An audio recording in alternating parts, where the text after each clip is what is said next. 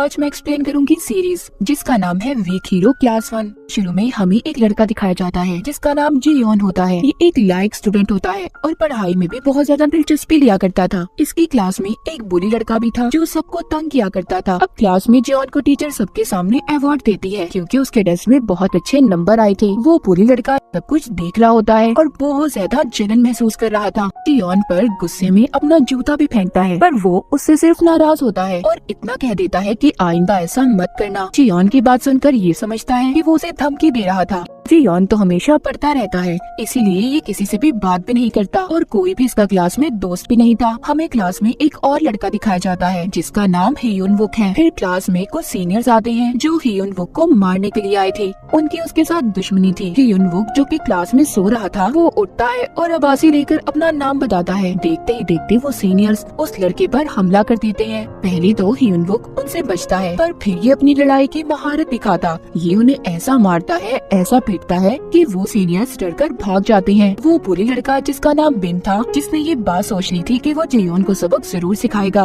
वो इसकी किताबें छुपा देता है। जियोन जो उधर से अपनी किताबें ढूंढ रहा था वो बिन और इसके गैंग के लड़कों को अपनी किताबों के बारे में पूछता है जिस पर वो कहते हैं हमें क्या पता, हमने तुम्हारी किताबें नहीं छुपाई। मगर इसे समझ आ गया था। ये उनके पास जाता है और उनसे अपनी किताबें मांगता है पर वो इसे देने से मना कर देते हैं और उल्टा उन्होंने इसे मारना शुरू कर दिया था। जियोन जो कि चुपचाप इनकी मार खा रहा था वो बिन और इसके गैंग के लड़कों को कुछ भी नहीं कहता। हालांकि जियोन की बहुत ज्यादा बेइज्जती हो गई थी। वो फिर भी चुप था। मगर अब ये बात भी बिन को अच्छी नहीं लगती। वो सोचता है कि अगर उसे जियोन को सच में सबक सिखाना है तो उसे ग्रेड्स यानी के नंबर्स में हराना होगा। वो अब कुछ ऐसा करने वाला था जिससे इसके पेपर में कम नंबर आएंगे। अब बिन अपने दोस्तों के साथ एक बार में जाता है जहाँ पर से वो ड्रग्स लेता है और ये इन ड्रग्स का इस्तेमाल जियोन पर करने वाला था। अगले दिन स्कूल में एक नया लड़का आता है जो कि बहुत अमीर था। वो इस स्कूल में इसलिए आया था क्योंकि पिछले स्कूल में कुछ लड़के इसे तंग किया करते थे। अब जब बिन को ये बात पता चलती है तो वो उस लड़के के पास जाता है क्योंकि इसे समझ आ गया था कि वो अमीर लड़का डरपोक है। वो ये बात जानता था कि ये अमीर लड़का इसकी बातें जरूर मानेगा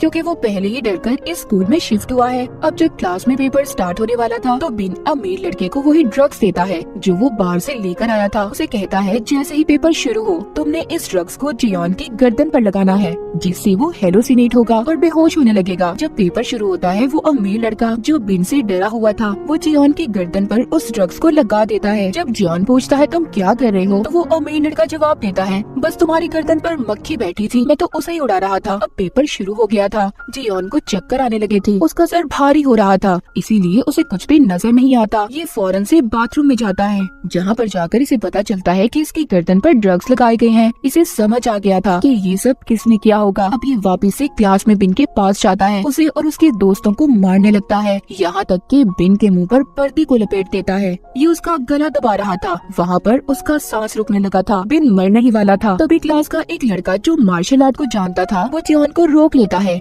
अगले सीन में हम बिन को हॉस्पिटल में देखते हैं जहाँ पर उसकी मॉम ये समझ रही थी कि मेरा बेटा मासूम है, उसे जरूर क्लास के किसी बदतमीज लड़के ने मारा होगा। तभी उसकी मॉम के पास प्रिंसिपल आती है। उनके साथ जियोन भी था। वो बिन की मॉम को वही ड्रग्स दिखाता है जो उनके बेटे ने इस पर इस्तेमाल की थी। ये सब देखने के बाद बिन की मॉम काफी शर्मिंदा थी। उन्हें पता चल गया था उनके बेटे का ही कसूर था। वहीं पर बिन के पास उसका एक कजन आता है। वो उसे सारी बात बता देता है क्योंकि बिन अब किसी भी हाल में जियोन से बदला लेना चाहता था। इसे अपनी बेइज्जती पर बहुत गुस्सा था। जिसके बाद हम देखते हैं कि जियोन अब वापस से स्कूल जाता है। वहाँ पर सभी उसकी इज्जत करने लगे थे। जब वो वापस स्कूल से घर जा रहा था तो वो बुरी लड़का बिन वहाँ पर अपने कजन और दूसरी लड़कों के साथ खड़ा हुआ था। बिन का कजन जियोन को थप्पड़ मारता है और सभी लड़के अब जियोन को अपने साथ कहीं पर ले जा रहे होते हैं। ये बात अमीर लड़के को भी पता चल चुकी थी और वो फौरन से हियुन वुक के पास जाता है उसकी मदद लेने के लिए। हियुन वुक उसकी मदद तो नहीं करना चाहता था पर जब वो अमीर लड़का उसे पैसों की लालच देता है कि मैं तुम्हें इतने पैसे दूंगा, मेरे साथ आओ, जियोन की मदद करने के लिए तैयार थे।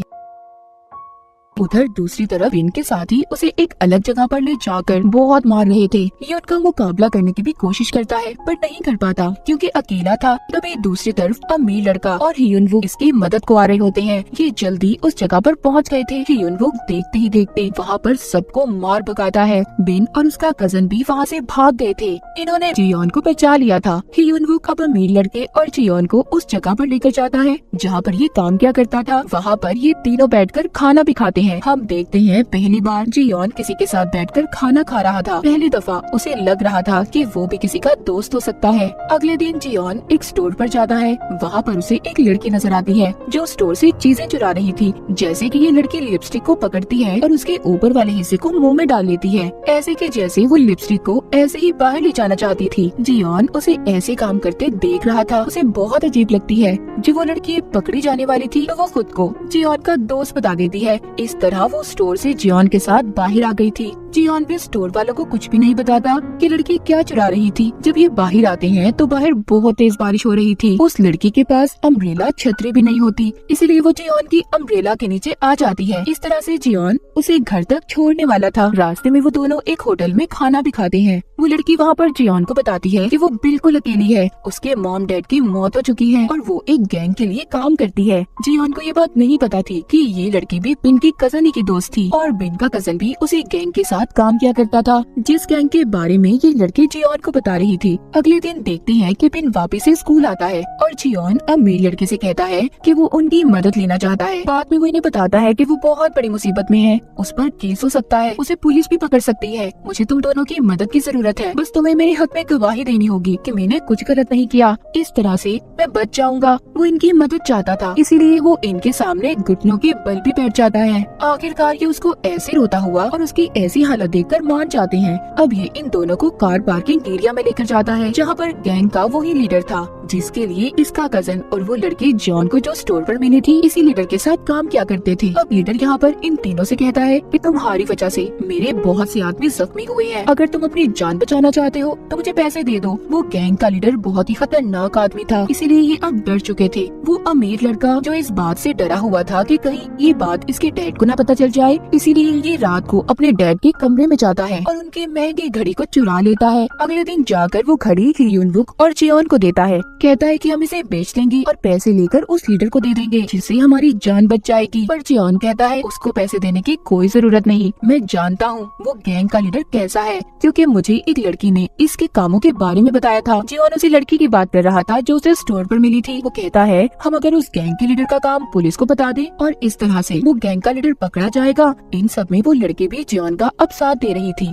क्योंकि वो भी उस गैंग के लीडर के लिए काम कर करके तंग आ चुकी थी। ये अब उस लीडर को कॉल करते हैं, कहते हैं कि हम तुम्हें पैसे देना चाहते हैं, इसीलिए उसे एक जगह पर पहुंचने का कहते हैं। वो गैंग का लीडर अब अपने आदमियों को लेकर उस जगह पर पहुंच जाता है। वहाँ पर जाकर ह्यूनवुक उससे कहता है कि मैं जानता हूँ तुम कौन सी ऐप चलाते हो और किस तरह से नौजवानों को लूटते हो। मैं ये बात पुलिस को नहीं बताऊंगा, बल्कि तुम्हारा इस ऐप को चलाने में मदद करूंगा और इसे और भी बेहतर बना दूंगा। गैंग का लीडर ये सुनकर खुश हो जाता है और इसे अपनी गाड़ी में बिठाकर ले गया था। ह्यूनवुक ने स्मार्ट घड़ी पहनी हुई थी। जब लीडर इसे अपनी जगह पर लेकर जाता है तो ये अपने दोस्तों को अपनी लोकेशन भेज देता है, मगर गैंग का लीडर को ये बात पता चल चुकी थी। वो ह्यूनवुक को मारना शुरू कर देता है। जब अमीर लड़के को ये बात पता चलती है कि उसका दोस्त मुसीबत में है, वो पैसे लेकर वहाँ पर पहुँच गया था, मगर वो लोग उसे भी पकड़ लेते हैं। अब बस जियोन ही रह गया था। वो नहीं जानता था कि उसके दोस्त कहाँ पर है। गैंग का लीडर बिन के कजन को भी कॉल करके बुलाता है, क्योंकि उसे ऐसा लग रहा था कि वो भी इनके साथ मिला हुआ है। बिन के कजन के पास उसी लड़की की कॉल भी आती है, जो उसे कहती है कि तुम उस जगह पर अकेले नहीं जाओगे, मैं भी तुम्हारे साथ जाऊंगी। इस लड़की को जब जियोन कॉल करता है तो वो लड़की इस गैंग के लीडर का पता बताकर कहती है कि तुम वहाँ पर पुलिस लेकर पहुँच जाना। बिन का कजन उस लड़की के साथ गैंग के लीडर के पास पहुँच जाता है। अब गैंग लीडर को और भी ज्यादा गुस्सा आ गया था। वो बिन के कजन से कहता है कि मैंने तो तुम्हें अकेले बुलाया था, तुम इस लड़की को भी अपने साथ ले आए हो, इसीलिए गैंग का लीडर उस लड़के को भी मारने लगता है। पर वहाँ तभी पुलिस आ गई थी और जियोन भी आ गया था। पुलिस के आने की आवाज को सुनकर गैंग के सभी लोग डरकर भाग गए थे। जियोन अपने दोस्तों को आजाद करवाता है, पर तभी वहाँ पर थोड़ी ही देर बाद दोबारा से गैंग का लीडर और उसके आदमी वापिस आ जाते हैं। लीडर को ये बात पता चल गई थी कि जियोन ने अपने फोन में पुलिस की सायरन की रिंगटोन को लगाया था। असल पुलिस तो आई ही नहीं थी, इसीलिए दोबारा से दोनों के दरमियान में लड़ाई शुरू हो जाती है। पर कुछ ही देर में यहाँ पर सच में पुलिस आ गई थी और फिर सभी को पुलिस पकड़ लेती है, सिवाय उस लड़की के जो भाग गई थी। मगर अमीर लड़के का वकील दोनों को छुड़वा लेता है। हम जियोन और अमीर लड़के को देखते हैं जो ह्यूनवुक के पास बैठे हुए थे। ह्यूनवुक काफी जख्मी था, क्योंकि उसने बहुत ज्यादा लड़ाई की थी। उसकी हालत खराब थी, फिर भी वो मुस्कुरा रहा था। उसको हंसता देख जियोन भी मुस्कुराता है। इन दोनों ने पहली बार जियोन को हंसते हुए देखा था। दोनों हैरान रह जाते हैं। तभी दूसरी तरफ मैं एक्सप्लेन करूंगी गर्ल फ्रॉम नोवेयर की एपिसोड जिसका नाम है हाई सू। कहानी के शुरू में हमें एक लड़की नैनो दिखाई जाती है। ये स्कूल में नई आई थी। एक लेडी उसको स्कूल दिखा रही थी। इस स्कूल में ज्यादातर अमीर लोगों के बच्चे पढ़ा करते थे। नैनो उस लेडी से कहती है मुझे स्कूल में एक कमरा किराए पर चाहिए, मैं वहाँ पर ऑफिस बनाना चाहती हूँ, उस कमरे का मैं आपको किराया दूंगी। वो लेडी मान जाती है, नैनो को एक कमरा दे देती है। हम देखते हैं कुछ ही देर बाद उस कमरे को नैनो ने एक ऑफिस में तब्दील कर दिया था। फिर हमें आगे एक और स्टूडेंट दिखाया जाता है जिसका नाम डीनू होता है। वो बहुत ही अमीर माँ बाप का बेटा था। यूके से वापस आया है और अपने दोस्तों के लिए बहुत सारे तोहफे भी लाता है। फिर डीनू का एक और दोस्त आता है, वो भी सबके लिए बहुत सारे तोहफे लेकर आया था। दरअसल इनके दोस्तों ने इन दोनों के दरमियान में मुकाबला रखा हुआ था कि कौन ज्यादा तोहफे लेकर आएगा। इस मुकाबले में डीनू जीत जाता है। वही सबके लिए बहुत ज्यादा तोहफे लेकर आया था। डीनू ही इनकी क्लास में सबसे ज्यादा अमीर लड़का था। इन सबके बाद इनकी क्लास में वही नई लड़की नैनो आती है। फिर साथ ही टीचर आती है जो सबके टेस्ट के रिजल्ट लेकर आई थी। डीनू के बहुत अच्छे ग्रेड्स आए थे, पर जो उसके पीछे लड़का बैठा हुआ था जिसका नाम पॉप था, उसके अच्छे नंबर नहीं आते। वो डीनू के नंबर देखकर परेशान हो गया था। वो सोचता है कि मेरे अच्छे ग्रेड्स क्यों नहीं आए। तभी उसे नैनो देखती है और कहती है कि तुम्हारी प्रॉब्लम का हल मेरे पास है, और इन्हें अपने ऑफिस में आने का कहती है। कुछ देर के बाद ये सब नैनो के ऑफिस में जाते हैं। वो पॉप से उसका रिजल्ट काट लेती है। वो उसे एक मशीन में डाल देती है जिससे वो रिजल्ट कार्ड टुकड़े टुकड़े हो गया था। ये सब परेशान हो जाते हैं। थोड़ी देर बाद नैनो पॉप को वैसा ही पेपर देती है जो बिल्कुल पहले जैसा था। उसमें पॉप के ग्रेड्स बहुत अच्छे लिखे हुए थे। वो बहुत ज्यादा खुश था। वो सोचता है उसके मॉम डैड अब उसे कुछ भी नहीं कहेंगे, ना उसे डांट पड़ेगी, क्योंकि उन्हें पता ही नहीं चलेगा कि ये फेक नकली रिजल्ट कार्ड है। नैनो सबसे कहती है तुम्हारी हर प्रॉब्लम का हल मेरे पास है। सब पूछते हैं तुम क्या क्या कर सकती हो, जिस पर वो मुस्कुराती है और कहती है सब कुछ। फिर नैनो के पास एक और स्टूडेंट आता है और कहता है कि पहले मैं जिस लड़की को पसंद करता था अब वो किसी और को टाइम देती है और मैं चाहता हूँ कि मैं उस लड़की को सजा दूँ। नैनो कहती है तुम्हारा काम हो जाएगा। अगले सीन में हम देखते हैं वही लड़की जो अब किसी और लड़की के साथ थी। वहाँ पर कुछ गुंडे आते हैं और उस लड़के को मार देते हैं।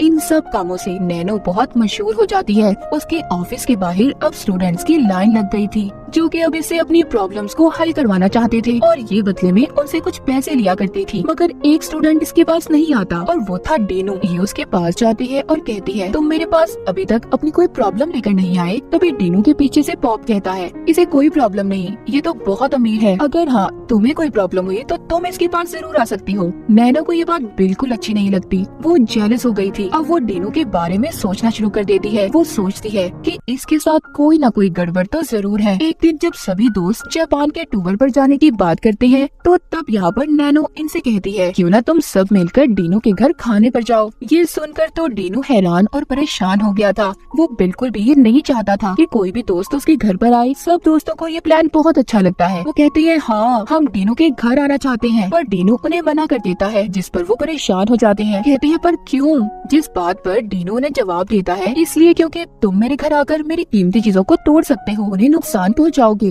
और अगर तुम लोगों ने ऐसा किया तो मेरे मॉम डैड मुझ पर गुस्सा होंगे। मगर अब डीनू के दोस्त उसके घर आने की बार बार जिद करते हैं और उसे नाराज भी हो गए थे, ये कहकर कि शायद तुम तो हमें अपना दोस्त ही नहीं समझते हो। अब जब डीनू ये देखता है कि इसके दोस्त उससे नाराज हो रहे हैं तो ये मजबूरी में हाँ बोल देता है। इसके बाद ये अपनी गाड़ी में बैठता है और ड्राइवर को अपने घर का पता बताता है। ड्राइवर इसे इसके घर पर छोड़कर चला जाता है। जैसा हमने सोचा था कि डीनू बहुत अमीर होगा, इसका घर महलों जैसा होगा, पर ऐसा कुछ भी नहीं था। ये तो असलियत में बहुत ज्यादा गरीब था। इसके मॉम डैड तो दिन रात इसकी पढ़ाई के लिए बहुत सख्त मेहनत किया करते थे। इसके लिए उन्होंने क्या कुछ नहीं किया। वो इसे घर के काम तक नहीं करने देते थे। वो चाहते थे कि बस ये पढ़े और अपना फ्यूचर आने वाले कल को अच्छे से बनाए। पर इसने अपने दोस्तों के सामने झूठ बोल रखा था कि ये अमीर माँ बाप का बेटा है। अब डीनू बहुत परेशान था क्योंकि वो जानता था इसका झूठ अब सबके सामने आने वाला है कि वो अमीर नहीं बल्कि बहुत ही गरीब है। डीनू बहुत सोचता है। आखिरकार वो ये फैसला करता है कि वो अपने दोस्तों को मना कर देगा कि वो उन्हें अपने घर नहीं ले जा रहा। तभी ग्रुप में नैनो का मैसेज आता है। वो सबसे कह रही थी फिर क्या सोचा तुमने,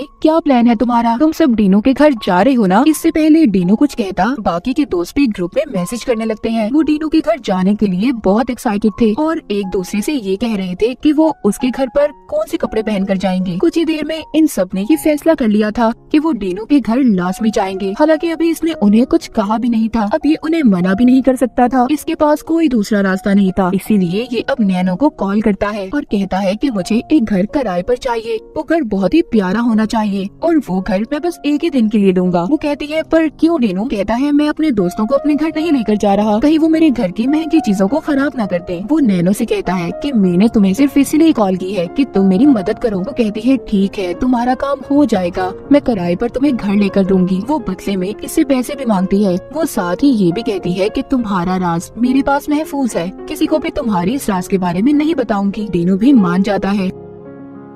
अब सवाल ये था कि इतने सारे पैसे ये कहाँ से लेकर आएगा। अब ये क्या करता है, ये अपने मॉम डैड के पैसे चोरी करने चला जाता है। तभी इसे उनकी आवाज आती है जो दूसरे कमरे में बैठे आपस में बातें कर रहे थे लोन के बारे में। वही कर्ज जो इस महीने वो अदा कर देंगे क्योंकि उन्होंने बहुत मेहनत की थी। वो खुश थे कि आखिरकार वो कर्ज इनके सर पर से अब उतर जाएगा। ये सोचता है कि इतनी मेहनत करके मेरे मॉम डैड ने पैसे कमाए हैं और मैं इन्हें चोरी कर रहा हूँ सिर्फ और सिर्फ अपनी इज्जत बचाने के लिए, इसीलिए ये पैसे रखने लगता है। मगर फिर इसे सोच आती है अपने दोस्तों के बारे में कि वो इसके बारे में क्या सोचेंगे। वो इसे झूठ और फरेबी बुलाएंगे। ये फंस चुका था, इसीलिए जो पैसे ये रखने वाला था उन्हें ये दोबारा से उठा लेता है और फिर ये रातों रात बैंक जाकर वहाँ से भी कुछ पैसे निकलवाता है। जब ये अपने सारे काम करके घर वापस आता है तो इसके डैड ने इसे देख लिया था, मगर ये पकड़ा नहीं जाता और न ही उन्हें इस पर शक होता है। अगले दिन नैनो इसको घर दिखाती है जो उसने इसे किराए पर देना था। वो कहती है ये घर ठीक है। डेनो कहता है हाँ ठीक है, पर मेरे घर से थोड़ा सा छोटा है। फिर हम देखते हैं कि इसके दोस्त अब इसके घर आ गए थे। ये उनके सामने सोफे पर ऐसे बैठा था जैसे कि बहुत ही अमीर हो। फिर नैनो घर के नौकरों को बुलाती है। उन्हें तो देखकर डेनू के पसीने छूट गए थे क्योंकि इसे पता चलता है कि जो नौकर बनकर यहाँ पर आए थे वो कोई और नहीं बल्कि इसके मॉम डैड थे। जिन पैसों को ये चोरी कर लाया था वो उन्हीं पैसों को पूरा करने के लिए यहाँ पर काम करने आए थे। ये शर्मिंदा हो जाता है, इसे कुछ भी समझ नहीं आ रहा था। इसे ऐसा लगता है कि इसका राज अब तो बस सबके सामने आ जाएगा, मगर बेचारे इसके मॉम डैड इसकी इज्जत के लिए इसके दोस्तों के सामने कुछ भी नहीं बोलते। इसके बाद इसके दोस्तों को डाइनिंग टेबल पर बिठाया जाता है और उन्हें अच्छे अच्छे खाने खिलाए जाते हैं। इन्हें ड्रिंक भी पिलाई जाती है। जब ये उसे पीते हैं तो इन्हें पता चल गया था कि ये सिर्फ एक फ्रूट जूस है। वो सभी नौकर यानी कि डेनू के डैड पर गुस्सा करने लगते हैं, जिस पर डेनू के डैड इनसे कहते हैं कि बच्चों अभी तुम्हारी इतनी उम्र नहीं है कि तुम शराब पियो। तभी ये बात सुनकर पॉप को बहुत गुस्सा आता है। वो कहता है कि आप होते कौन है, आप हमें सिखाएंगे कि हमें क्या करना चाहिए। डेनू भी वहाँ पर कुछ भी नहीं बोलता, हालांकि वो देख रहा था कि उसके दोस्त उसके डैड की बेइज्जती कर रहे थे, मगर वो खामोश रहता है। बाद में इसके दोस्त ये भी कहते हैं कि हमें वाइन पीनी है। डेनू को कुछ भी समझ नहीं आ रहा था कि वो क्या करे। वो सोचता है कि अब इसके दोस्त इसके मॉम डैड के सामने वाइन पियेंगे, इसे भी पीनी पड़ेगी। और अब ऐसा ही होता है, इसके मॉम डैड वाइन लेकर आते हैं। डेनू को भी अपने दोस्तों के साथ पीनी पड़ती है, मगर इन सब में हम देखते हैं कि डेनू के दोस्त इसके मॉम डैड की बहुत बेइज्जती कर रहे थे और वो उन्हें कुछ भी नहीं कह रहा था। यहाँ पर हर चीज से बचने के लिए डेनू अपने दोस्तों से कहता है कि अब तुम्हें यहाँ से दूसरे कमरे में जाना होगा। वहाँ जाकर भी वो डेनू के मॉम डैड के बारे में बात कर रहे थे। वो कहते हैं देखो डेनू के नौकर कितने बदतमीज हैं। अब यहाँ पर ये गेम खेलते हैं, एक गन लेते हैं और बारी बारी शूट करते हैं। उन्हें पता था कि गन में गोली नहीं है, पर अब वो रिस्क लेना चाहते थे। बारी बारी सब अपने सर पर गन रखते हैं और उसे चलाते हैं। जब डेनू की बारी आती है तो वहाँ पर उसके डैड आ गए थे और वो उन सब बच्चों से कहते हैं कि तुम इस तरह की खतरनाक गेम क्यों खेल रहे हो?